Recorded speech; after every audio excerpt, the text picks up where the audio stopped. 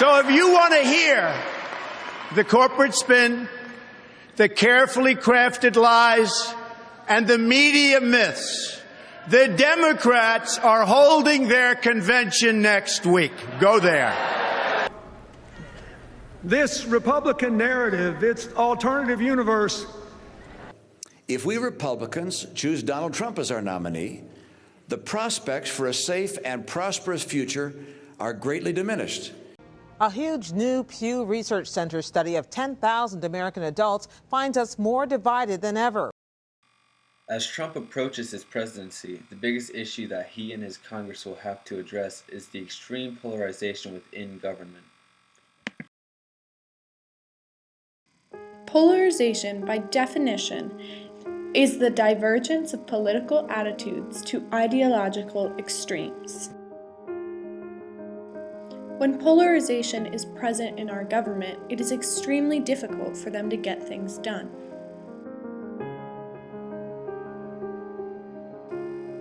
The effects of this issue slow the process of passing legislation, diminish communication, and make it more difficult for government officials to compromise, while also influencing public perception and tension.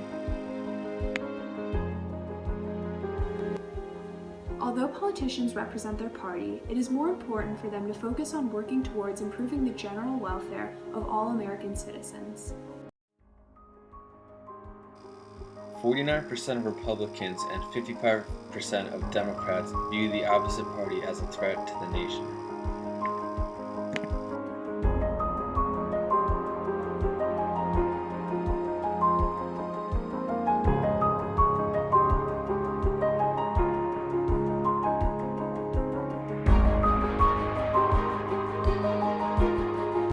Between 1947 to 2000, Conference Committee agreements averaged about 100 per Congress, but between 2001 and 2012, this number was just over 20. The polarization we experience not only between parties, but in each party itself, doesn't allow the government to be as efficient as it should be. This leads to gridlocks.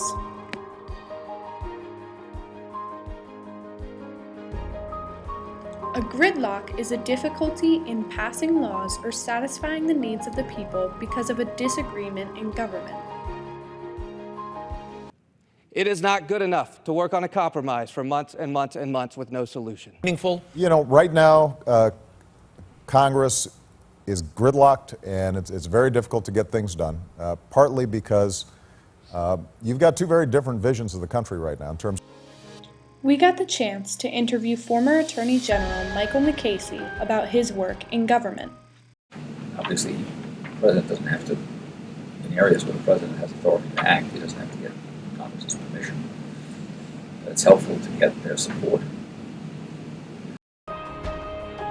We have just passed through an election, and with a new government coming in, there are many things that they have voiced their intention to do. They want to address Obamacare, confirm Trump's appointments, improve trade, maybe even build a wall. But how can they do all of this if they can't agree?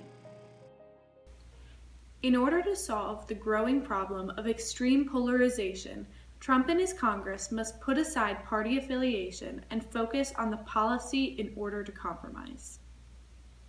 Now it's time for America to bind the wounds of division. Have to get together. To go a step further. Let both sides join in creating a new endeavor. If you want to govern, then you can't just say no. If you try just to solve the problem that's in front of you and not think about how third parties are going to view it or how you're going to look doing it.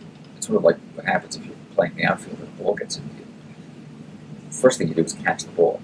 You don't think about how you're going to look catching the ball. You don't think about how great it's going to be after you catch the ball and you've won the game.